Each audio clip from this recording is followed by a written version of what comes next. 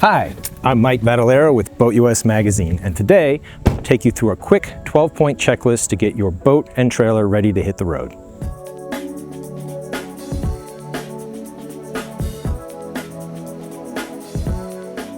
All right, so the first thing you'll notice is we're not at the ramp. We just pulled the boat out after a fun day on the water, and we're trying to prep it for the return trip home. Being away from the ramp allows us the time to do that without interfering with any other ramp users and their fun on the water. Before working through the checklist, I'm going to go ahead and pull the drain plug. You want to get in the habit of doing this as close to the ramp as possible so that any water that comes out has a chance to return to the source.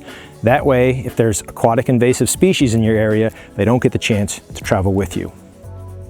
Depending on your location, there may be clean, drain, dry rules that you need to follow.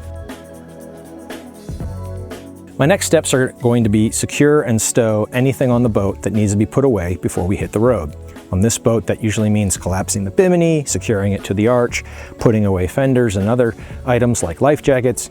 Basically, you're going to want to stash away anything that can't withstand a tropical storm force breeze, which is what your boat experiences if you drive it down the highway. So at this point, you're probably itching to get on the road, but it's important to take your time and work through the checklist. Try and get in the habit of doing the same steps in the same order each time so you don't skip one. So first, I'm going to use the transom tie downs to secure the boat. You want to make sure that your transom tie downs are snug, but not too tight. Starting at the front of the boat, we're going to double check all the connections between the truck and the trailer.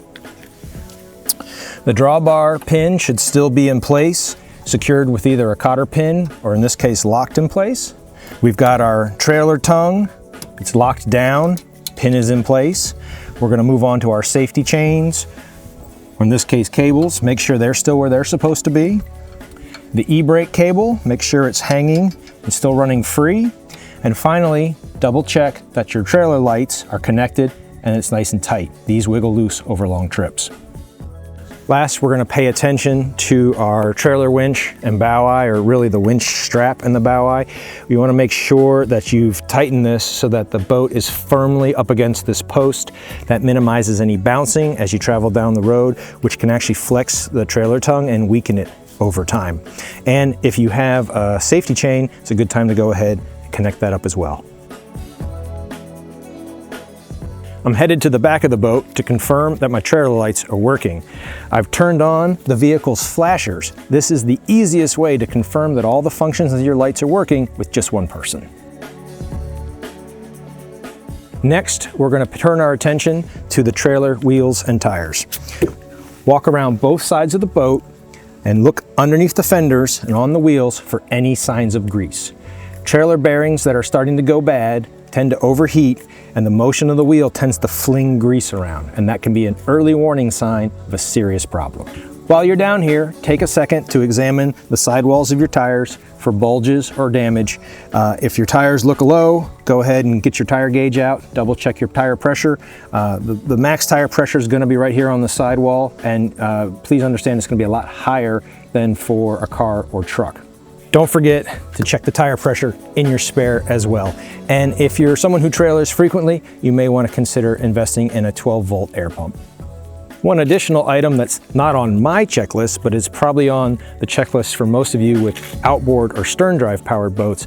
If you didn't already tilt it up when you were coming up the ramp, now's a good time to go ahead and get that skeg up away from that pavement. And if you use a transom lockdown or prop tie down, go ahead and install that as well. So that's it for our walk around. All that's left to do is hop in the truck and head home. I hope you found this useful. For more great tips, please like and subscribe. Thanks for watching, and we'll see you out there.